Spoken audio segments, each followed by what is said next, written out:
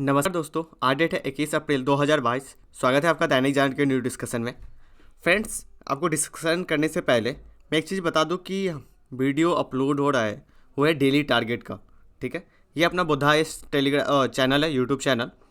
यदि आपने सब्सक्राइब नहीं किया होगा तो प्लीज़ सब्सक्राइब कर लीजिए, क्योंकि आपके एग्ज़ाम के पॉइंट ऑफ व्यू से मैं चाहता हूँ कि आपके एग्ज़ाम के में ये सब चैनल जो है ना आपको कुछ एज दे 10%।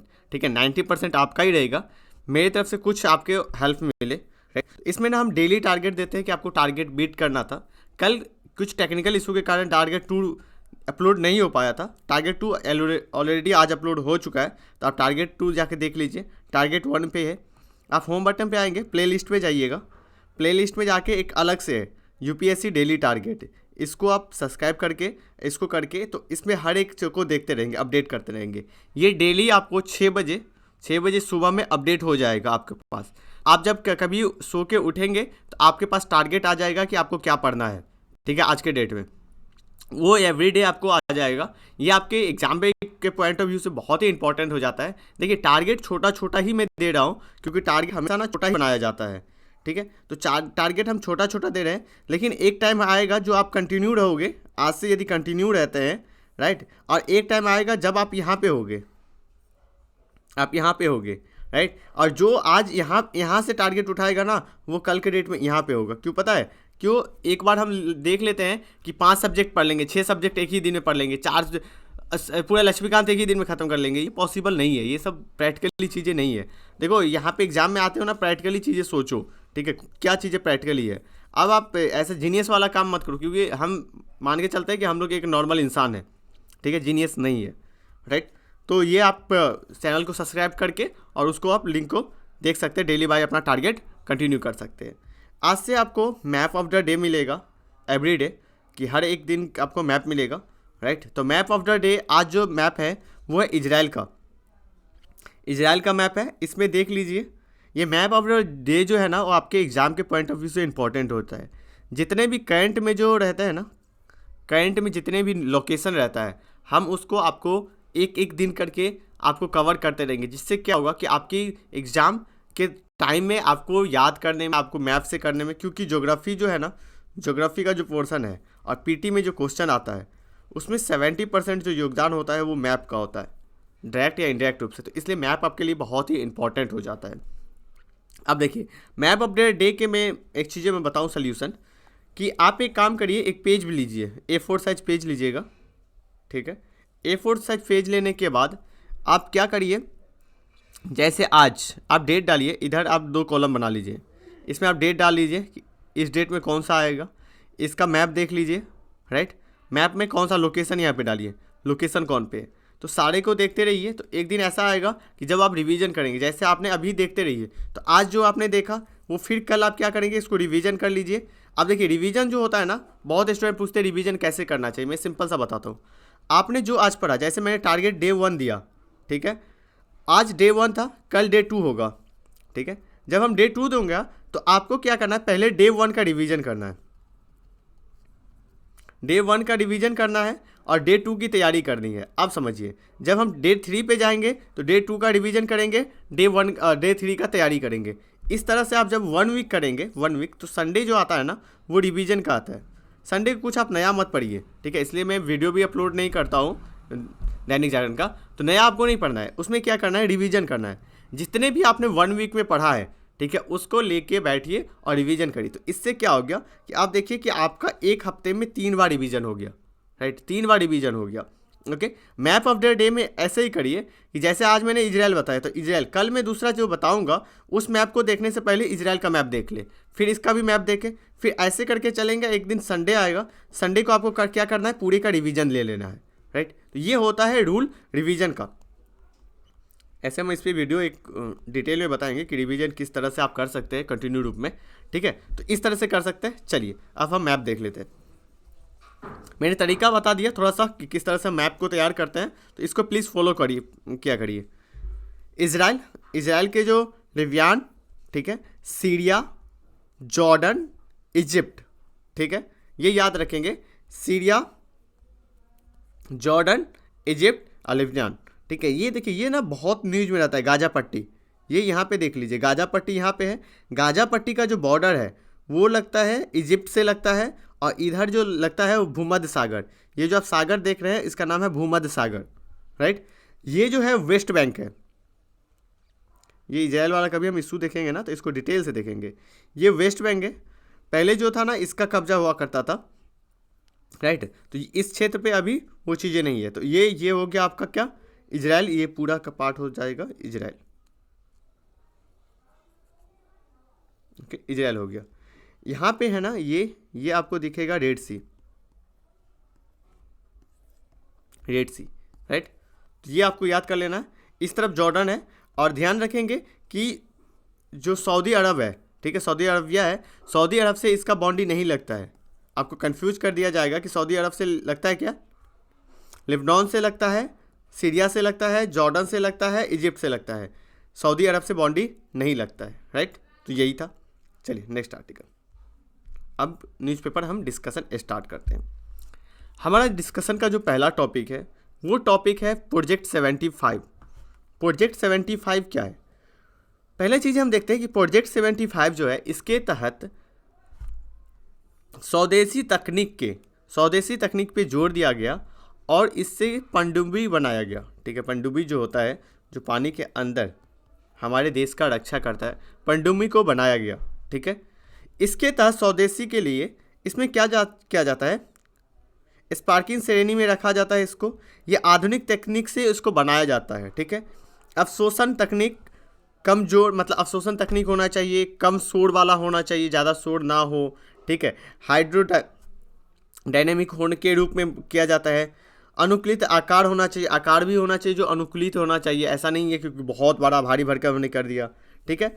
ये चीज़ें होना चाहिए। उसके बाद है इसके सटीक निर्देशित प्रणाली होनी चाहिए, मतलब कि निर्देशित मतलब होता है कि हमें ये टारगेट करना है, तो यहाँ का निर्देश जो यहाँ से दिया जाता है, ये जो प्रणाली होता है सिस्टम, ये सटीक होना चाहिए कि हमने यहाँ पे यदि टारगेट किया है तो टारगेट यहीं पे लगना चाहिए, टारगेट इधर उधर ना जाए, ठीक है। ये जो युद्धपोत है, ठीक है, ये जो पनडुब्बी है, ये पनडुब्बी जो युद्ध के लिए भी काम करता है, ठीक है, विरोध युद्ध में भी आता है। पनडुब्बी रोधक जो युद्ध होता है उसको भी रोकता है, ठीक है। उसके बाद खुफिया जानकारी एकत्र करते हैं समुद्र में, पर जो बारूद को बिछाने का काम होता है, ठीक है, बारूद भी बिछाते हैं, और क्षेत्र की भी निगरानी करने में भी ये सक्षम होता है, राइट। अब हम देखते हैं इसमें, आप ये हमने पनडुब्बी के बारे में देख लिया, अब प्रोजेक्ट 75 के बारे में देख लिया। नाम जो है वो नाम रखा गया है वर्कशीट, ठीक है। वर्कशीट जो रखा गया है ये किसके नाम पे रखा गया है? एक मछली के नाम पे रखा गया है।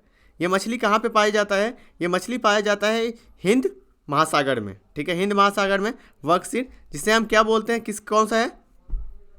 सैंड फिश,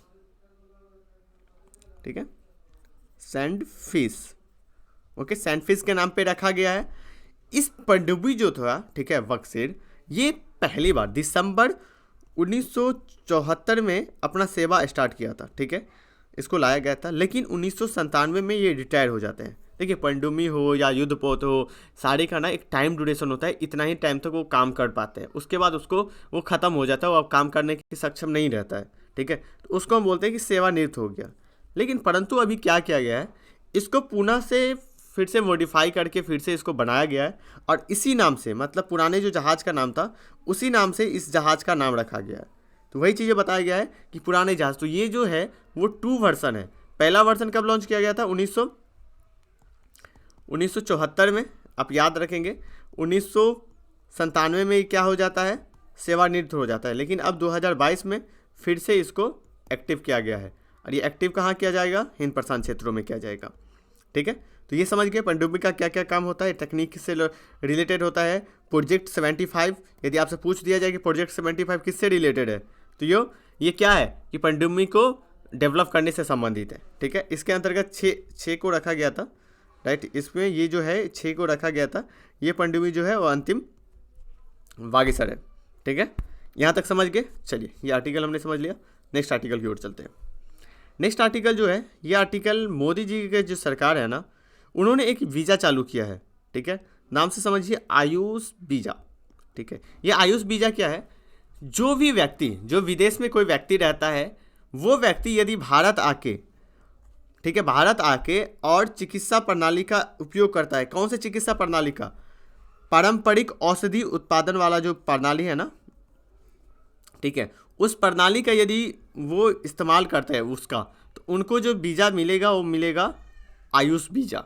ठीक है, इससे क्या होगा कि पर्यटन को तो एक बढ़ावा मिलेगा, पर्यटन को बढ़ावा मिलेगा, हमारे यहाँ पे जो तकनीकी है वो ज़्यादा डेवलप होगी। ठीक है, इन चीज़ों को आपको देखना है। ओके, चलिए, तो इसमें यही कहा गया है कि चिकित्सा से भारत में आने वाले जो है, जो चाहते हैं, उनको आयुष वीज़ा मिलेगा। किसके लिए? इलाज के लिए। किस माध्यम से? हेमोपैथी के हम लोग बोलते हैं ना, हेमोपैथी के माध्यम से, मतलब कि पारंपरिक चीज़ों के लेके। इसमें कुछ चीज़ें फैक्ट दिया गया है। आयुष में आती है पद्धति, कौन कौन सी पद्धति आती है आयुष के तहत? आती है आयुष वेद, ठीक है, योगा, प्रकृति चिकित्सा, यूनानी, सिद्ध, ठीक है, और हेमोपैथी को रखा गया है। राइट, इस वैकल्पिक जो पद्धति है, ठीक है, इस वैकल्पिक पद्धति को भारत में भारत सरकार अलग से एक मंत्रालय का गठन किया गया है। ठीक है, एक मंत्रालय का, तो आयुष मंत्रालय आप देख सकते हैं, आयुष मंत्रालय हमारे यहाँ पे है। आयुष मंत्रालय का उद्देश्य होता है कि वैज्ञानिक तर्कों के साथ पारंपरिक चीज़ों को जोड़ के प्रणाली को विकसित करना, मतलब वैज्ञानिक जो प्रणाली है उसको और पारंपरिक को दोनों को जोड़ के फिर एक नए मिक्सअप लाना, जिससे कि लोगों को हेल्प हो सके। राइट, चलिए नेक्स्ट आर्टिकल की ओर चलते हैं। ये आर्टिकल हमने देख लिया। नेक्स्ट आर्टिकल जो है, ये आर्टिकल शिक्षा में, उच्च शिक्षा में जो हिंदी है, मतलब भाषा जो होता है ना, वो बाधा नहीं बनना चाहिए।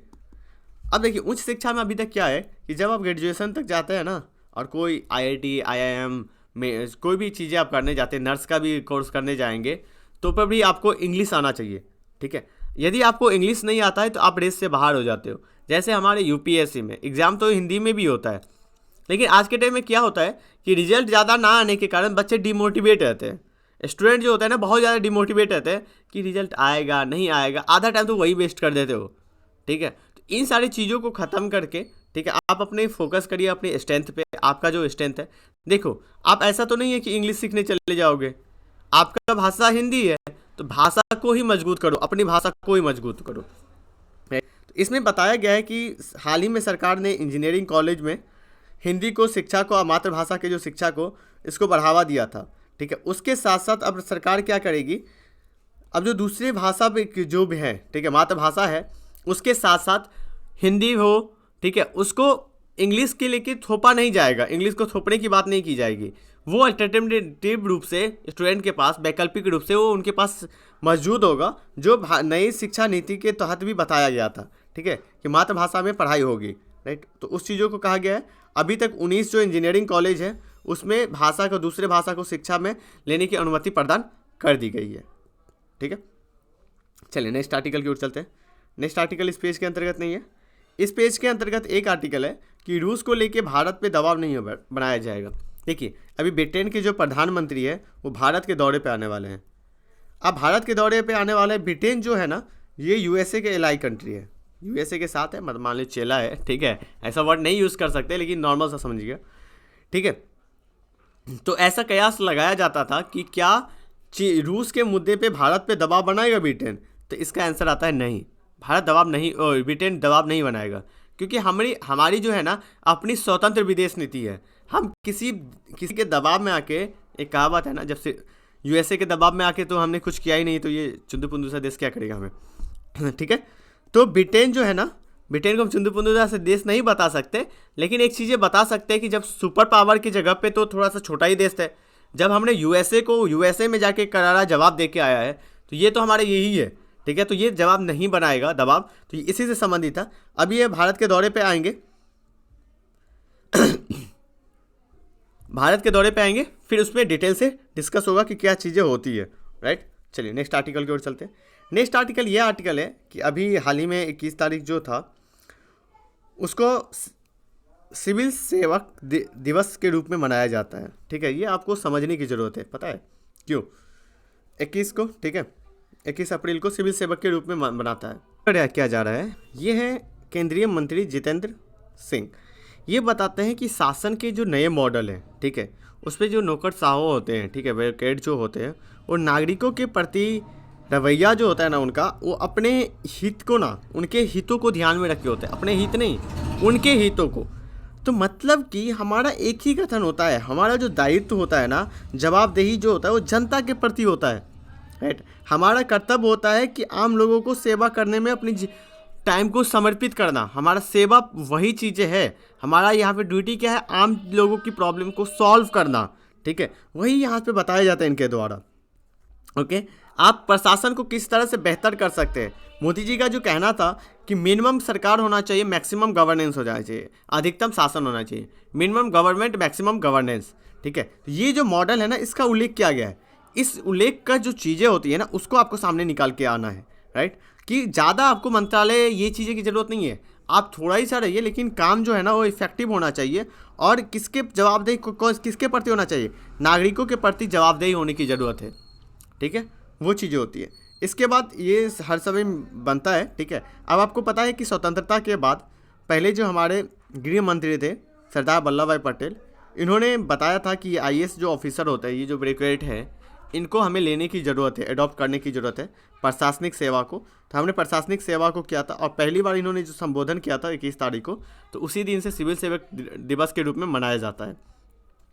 हमने UPSC जो है ये कहाँ से लिया है, UPSC का जो ये सिविल सेवा अखिल भारतीय सेवा है, ये हमने कहाँ से लिया है, ये आप मुझे कमेंट करेंगे कि ये कहाँ से लिया गया है। दो मैं आर्टिकल दो आपको ऑप्शन देता हूँ, 1935 के अधिनियम से या फिर ब्रिटेन से लिया गया है, या 1935 के अधिनियम से लिया गया है। ये आपके पास दो ऑप्शन है, राइट। चलिए नेक्स्ट आर्टिकल की ओर चलते हैं। नेक्स्ट आर्टिकल इस पेज के अंतर्गत नहीं है, इस पेज के अंतर्गत है कि ब्रह्मोस मिसाइल के बारे में दिया हुआ है कि एक साथ 2 निशाना साध सकती है। अब इसमें दिया हुआ है, लेकिन हमारे लिए इंपॉर्टेंट हो जाता है ब्रह्मोस मिसाइल। चलिए ब्रह्मोस मिसाइल के बारे में डिटेल से डिस्कस करते हैं। देखिए, ब्रह्मोस मिसाइल जो है वो रक्षा अनुसंधान और विकास संगठन DRDO और रूस के NPOM के द्वारा संयुक्त रूप से मिलकर बनाया गया। मतलब भारत और रूस दोनों मिलकर बनाया गया है, ठीक है, मिलके द्वारा, उनके द्वारा। अब देखिए, इसीलिए इसका नाम रखा गया है, भारत का नदी का नाम था ब्रह्मपुत्र, और रूस के नदी का नाम क्या था, ठीक है। तो इसी से हमने क्या किया है, ब्रह्मोस नाम रखे हैं, ठीक है। मोस्कवा, और इसमें क्या है, मोस्कवा और ब्रह्म यहाँ से लिया है, और मोस्कवा यहाँ से लिया है, तो ब्रह्मोस, ठीक है। उसके बाद इसका जो चरण है, ठीक है, ये 2 चरण में है। पहला जो है वो ठोस, दूसरा जो होता है वो तरल, ठीक है, तरल में होता है, पहला ठोस में होता है। ये मल्टी प्लेटफॉर्म सिस्टम के द्वारा ये डेवलप हुआ है। मल्टी प्लेटफॉर्म के सिस्टम के द्वारा ये होता है कि ये ज़मीन पे भी मार कर सकता है, हवा में भी कर सकता है, और जल के नीचे भी ये मार कर सकता है, समुद्र में भी मार कर सकता है। ये हर मौसम में लॉन्च किया जा सकता है इस सिस्टम को, रात हो, दिन हो, वर्षा हो, कोई सा भी मौसम है, इसको किया जा सकता है। इसका जो सिस्टम है ये फायर एंड फॉरगेट्स सिस्टम के द्वारा इसको डेवलप किया गया है, ये याद रखेंगे। ये क्रूज मिसाइल है, ठीक है। इसका जो दूरी है ना, गति जो है वो ध्वनि से भी 3 गुना है, ठीक है, ध्वनि से भी 3 गुना है। ये चीज़ें हमने इंपॉर्टेंट चीज़ें देख लिया। चलिए नेक्स्ट आर्टिकल की ओर चलते हैं। नेक्स्ट आर्टिकल इस पेज में नहीं है, इस पेज में है कि राष्ट्रीय जो ये आर्टिकल जो है, राष्ट्रीय कैलेंडर को व्यवहारिक जीवन में अपनाने के लिए प्रस्ताव उज्जैन में पास हुआ, ठीक है। अब हम किसके बारे में देखते हैं कि राष्ट्रीय जो कैलेंडर है, ठीक है, इसको शक संवत भी कहा जाता है। राष्ट्रीय कैलेंडर को क्या कहा जाता है, शक संवत। इसको लेकर डिबेट है। एक मानता है कि कुषाण जो है ना, कुषाणवासी जो राजा थे कनिष्क, इन्होंने 78 ईस्वी में शुरू किया था, इसको शुरू किया गया था। दूसरे व्यक्ति बोलते हैं, दूसरे लोग बोलते हैं कि उज्जैन के जो राजा थे सलीवान, इन्होंने 78 ईस्वी में शकों को युद्ध में हराया था, ठीक है, शकों को युद्ध में क्या किया था, हराया था, ठीक है। और उसके बाद इन्होंने शक संवत के रूप में प्रारंभ किया था इसको, उसके स्मृति में, मतलब उसी के याद में इसी को शक संवत के रूप में किया गया था। इनमें महीनों को नामांकन जो किया जाता है वो विक्रम संवत किया जाता है, ठीक है। और इसका जो पहला महीना होता है वो चैत महीना होता है और 30 दिनों का होता है। ये याद रखेंगे, बस आपके लिए यही इंपॉर्टेंट है कि भारतीय न्यूज़ कैलेंडर के बारे में, ठीक है, भारत का राष्ट्रीय कैलेंडर। नेक्स्ट आर्टिकल की ओर चलते हैं।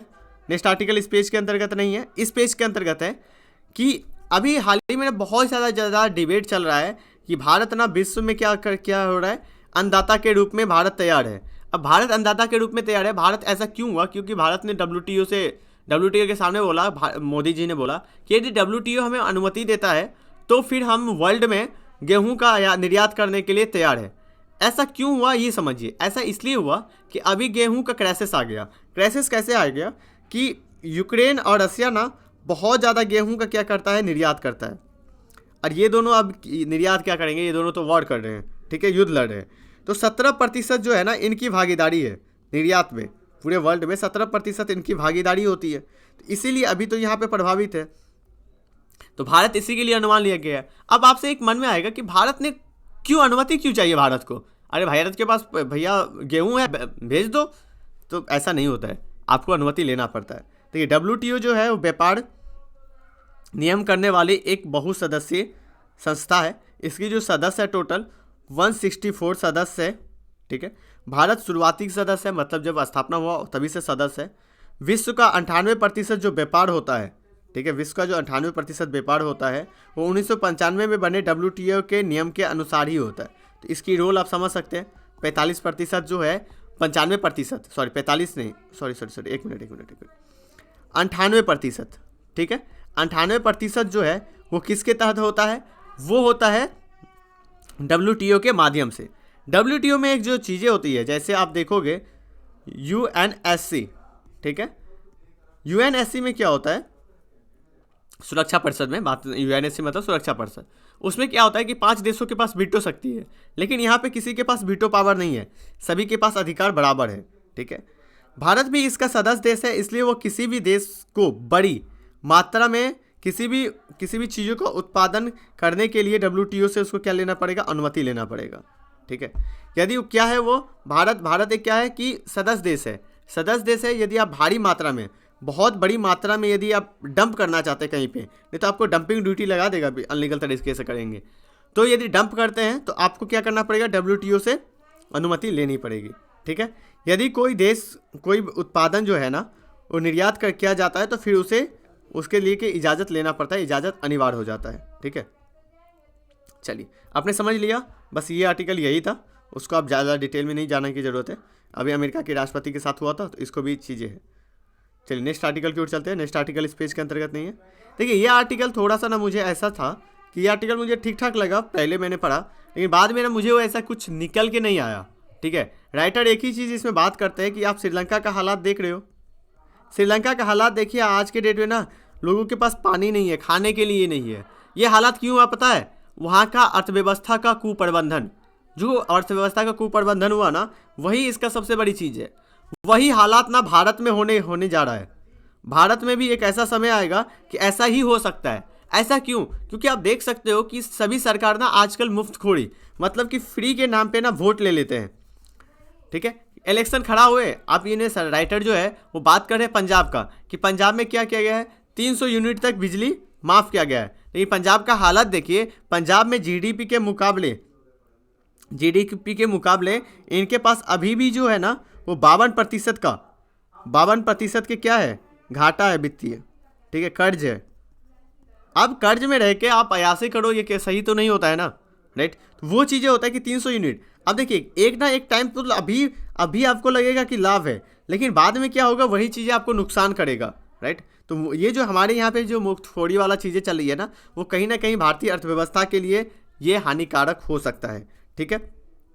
अभी हाल ही में IAS ऑफिसर, वरिष्ठ IAS ऑफिसर के जो अधिकारी की टीम थे, वो प्रधानमंत्री जी के साथ बात किए कि इस तरह का जो माहौल बन रहा है, इसके ऊपर केंद्र सरकार के द्वारा कुछ करना चाहिए और इस पर कोई नियम बनाना चाहिए कि आप मुफ्तखोरी जो होता है, कोई भी नियम है, इसको एक दायरा बना देना चाहिए कि इतना ही तक फ्री चीज़ों के लेके बता दिया जाता है। जैसे WTO RBI बताती है ना कि भैया आप जो बैंक रेट है या फिर बैंक रेट है, आप ब्याज रेट जो है ना वो ब्याज रेट 5% ही रख सकते हो, 5% से नीचे नहीं जाओगे। नहीं तो ऐसा भी होगा कि 1% पे लोन दे देगा, अब पता चला कि सारा NPA हो गया, ठीक है, NPA हो गया, तो फिर बैंक का क्या होगा, लगा बैंक तो जाएगा डब्बे में। तो वो चीज़ है, तो इसीलिए बैंक रेट लगाया जाता है। तो हो सकता है आने वाले टाइम में कि सरकार ऐसा करके फ्री के लिए कुछ परसेंटेज रख दे कि आपके GDP के मुकाबले इतना प्रतिशत ही आप क्या दे सकते हैं, फ्री में कोई सर्विस दे सकते हैं, राइट। तो इस तरह की चीज़ें करने की ज़रूरत होती है। देखिए लोक लुभावन तो चीज़ें चलती रहेगी, चुनाव है, फिर से चुनाव है 5 राज्यों में, फिर से वही चीज़ें आएगी कि भैया फ्री वाला चीज़ें दो, जनता वोट देगी, आप सरकार बना लो, फ्री दे दो। लेकिन बाद में आप तो 5 साल 10 साल रहोगे, लेकिन बाद में अर्थव्यवस्था में श्रीलंका वाला हाल होगा जो श्रीलंका में आज हो रहा है। देखो लोगों को फ्री में चीज़ें मिलेगा ना तो लोग स्वस्थ हो जाते हैं, ढीला पड़ जाते हो, काम नहीं करेंगे, ठीक है, उतने कंफर्टेबल। मैं आपको बताता हूँ, आप एक IAS ऑफिसर की तैयारी कर रहे हो, ठीक है, अब आपको बताया जाए सरकार के द्वारा कि आपको 50,000 रुपया महीना मिलेगा, आपको 50,000 रुपया महीना मिलेगा, क्या आप तैयारी करोगे? तो यहाँ पे ना 80% लोग नहीं करेंगे। क्यों नहीं करेंगे पता है? उनके पास 50,000 रुपया महीना आने लगेगा ना, वो ऐसे ही लेजी हो जाएंगे, क्या ज़रूरत है उतने मेहनत करने की, गधे की तरह मेहनत करते रहो, क्या ज़रूरत है? तो ये सारी चीज़ें जो हो जाता है ना, ये सारी थोड़ा सा ये स्टीम वर्ड हो गया था गधे की तरह, राइट। लेकिन ऐसा होता है कि आप मेहनत करते रहो, वो सारी चीज़ें हो जाती है। तो यही होता है कि जनता को भी यदि फ्री वाला आदत लग जाती है ना तो वो चीज़ें खतरनाक हो जाता है, राइट। वही हालात बंगाल को बताया जाता है। देखिए बंगाल ना एक समय में 1980 में भारत के जितने भी राज्य है उसके 7वें नंबर पे था। लेकिन आज के डेट में बंगाल को देख लो, बंगाल 21वें नंबर पे पहुंच गया। उसका एक ही कारण है, वहाँ के जो कुप्रबंधन था, ठीक है। आपके पास रियलिटी है, आपके पास सामने है, इसीलिए ये जो फ्री वाला चीज़ है इसको सरकार को बैन करना चाहिए। सरकार को यदि पैसा ही देना है तो आप किसी इंफ्रास्ट्रक्चर को डेवलप करिए। सरकार को इंफ्रास्ट्रक्चर डेवलप करने की ज़रूरत है। सरकार ऐसा काम करे, ऐसा चीज़ें करे कि लोग क्या हो कि खुद से करने के लिए तैयार हो, राइट। सरकार को उससे ज़्यादा बेनिफिट हो। आप रोजगार के लिए अपॉर्चुनिटी दो ना। आज आप बिजली फ्री कर रहे हो, बिजली छोड़ो यार, बिजली का बिल कितना आएगा, मैं बात करता हूँ 1,000 रुपया, राइट। आप बिजली के बिल के जगह पे आप उसको रोजगार दे दो ना व्यक्ति को। अब यदि रोजगार डेवलप कर दोगे तो उसको 10,000 रुपया इनकम होगा। अब किसी व्यक्ति को 10,000 रुपया यदि आप इनकम करवाते हो तो 100 रुपया इनकम करने के लिए रेडी है, 100 रुपया आपको देने के लिए रेडी है। तो आप रोजगार पे काम करो, इंफ्रास्ट्रक्चर डेवलप करो, रोड बनाओ, ये सब सारी चीज़ें करो। तो ये सारी चीज़ें क्या होता है, लॉन्ग टर्म में हमारे अर्थव्यवस्था के लिए लाभकारक होता है, राइट। तो यही आर्टिकल था, राइटर यही चीज़ें बात कर रहे थे। मैंने कुछ अपना भी पॉइंट ऐड किया जो हिंदू के अंदर, हिंदू नहीं, इंडियन एक्सप्रेस में आया था 2-3 दिन पहले ही आर्टिकल, ठीक है। तो वहाँ से मैंने इसको कंपाइल किया, इंडियन एक्सप्रेस और दैनिक जागरण का डिस्कशन को। चलिए नेक्स्ट आर्टिकल की ओर चलते हैं। नेक्स्ट आर्टिकल एडिटोरियल में आज एक ही एडिटोरियल अच्छा था, ठीक है, और एडिटोरियल नहीं है। नेक्स्ट आर्टिकल चलते हैं। नेक्स्ट आर्टिकल इस पेज के अंतर्गत नहीं है। इस पेज के अंतर्गत हमने आर्टिकल पहले भी डिस्कस कर लिख चुके हैं कि भारत अब दूसरों को भी पेट भरने जा रहा है, ये सारी चीज़ें। एक चीज़ यहाँ पे है कि रुपये को कमज़ोर होना देश हित में नहीं है। देखिए क्या होता है कि रुपये का ना अवमूल्यन किया जाता है। अब मैं इसका थोड़ा सा कॉन्सेप्ट आपको बताता हूँ। अब मान लीजिए कि $1 का वैल्यू है 60 रुपया, ठीक है। तो लोग विदेश के लोग आए, ठीक है, विदेश के में उनके पास 4 ऑप्शन था। उनको कहीं भारत में 60 रुपये मिल रहा था, चाइना जाते तो 65 रुपये मिलता, दूसरी जगह जाते तो 70 रुपये मिलता वियतनाम में। तो अब बताइए कि वे जो व्यक्ति है, ये जो पर्सन है, ये कहाँ पे जाके शॉपिंग करेगा? ये शॉपिंग करेगा वियतनाम में, वो शॉपिंग करेगा चाइना में, भारत नहीं आएगा। वही चीज़ें भारत ने क्या किया, $1 का पैसा कर दिया 75 रुपया। अब कोई व्यक्ति कहाँ आएगा? भारत में आएगा। तो इससे क्या होगा कि भारत का क्या हो जाएगा, अवमूल्यन करने से निर्यात बढ़ जाता है। निर्यात क्या होता है, बढ़ता है। तो यहाँ पे जो पीयूष गोयल जी है वो यही बता रहे थे कि मुद्रा का एक सीमा तक ही आप क्या कर सकते हो, अवमूल्यन कर सकते हो। यदि एक सीमा से ज़्यादा आप अवमूल्यन करते हैं तो उसका भी गलत इम्पैक्ट पड़ता है, ठीक है। तो इससे तो निर्यात बढ़ता है, लेकिन इसकी जो दूसरी चीज़ें जो होती है ना, उस पर भी प्रभावित किया जाता है। तो आपने अवमूल्यन वाला समझ गए कि डॉलर के मुकाबले पैसे की वैल्यू को ज़्यादा कर देना, ठीक है, क्योंकि उससे क्या होता है, निर्यात बढ़ता है। नेक्स्ट आर्टिकल देखते हैं। नेक्स्ट आर्टिकल इस पेज में नहीं है। नेक्स्ट आर्टिकल ये है कि यूक्रेन और रूस के जो युद्ध है ना, उसमें जो खनन की जो समस्या और संकट आ रही है उसको भारत दूर कर सकता है। तो ये वाला ट्रेंड अभी चल रहा है जो हमने डिस्कस कर ही चुके पहले, जो राइट। नेक्स्ट आर्टिकल की ओर चलते हैं। नेक्स्ट आर्टिकल इस पेज में नहीं है। तो आज के डिस्कशन में इतना ही इंपॉर्टेंट आर्टिकल है। आप यदि डेली टारगेट कर रहे हैं तो डेली टारगेट को फॉलो करिए। यदि कोई स्टूडेंट यदि सेल्फ स्टडी कर रहा है और उनको मेंटरशिप की ज़रूरत है, कोई गाइडेंस नहीं है, डिसिप्लिन उनकी नहीं बन रही है, तो आप मेंटरशिप प्रोग्राम ज्वाइन कर सकते हैं। ज्वाइन करने के लिए आप इस नंबर पे हमें कॉल कर सकते हैं, मैसेज कर सकते हैं, इस नंबर से ज्वाइन कर सकते हैं। आप फीचर इसमें देख सकते हैं। आपको प्री, मेंस और एसे तीनों का ही करवाया जाएगा। आंसर राइटिंग प्रैक्टिस करवाया जाता है। यहाँ पे वीकली टारगेट होता है, डेली टारगेट होता है आपका, रेगुलर मेंटरशिप किया जाता है, राइट, उस तरह से होती है। तो इन सारी चीज़ों को आप देख सकते हैं। तो आज के डिस्कशन में इतना ही। Thank you so much.